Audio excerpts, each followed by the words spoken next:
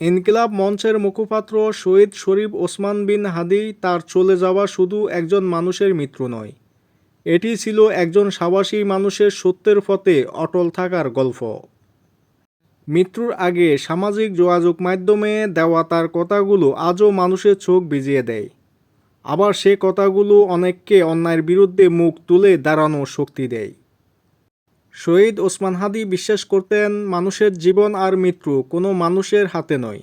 তিনি বলতেন মৃত্যুর ফয়সালা জমিনে নয়, আসমানে হয়। এই বিশ্বাসই তাকে ভয়হীন করেছিল। এই বিশ্বাস নিয়ে তিনি বুলেটের সামনে দাঁড়িয়েছিলেন নির্ভয়ে, কারণ তিনি জানতেন যদি মৃত্যু আসমানে লেখা থাকে তবে জমিনে কোনো শক্তি ভয় পাওয়ার কিছু নেই।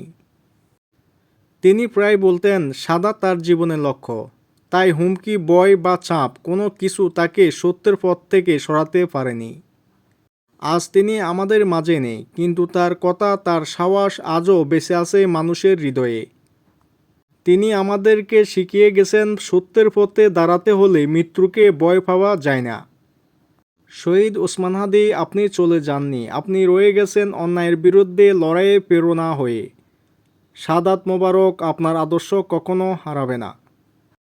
নিউজ ডেস্ক, আন্তর্জাতিক দুনিয়া।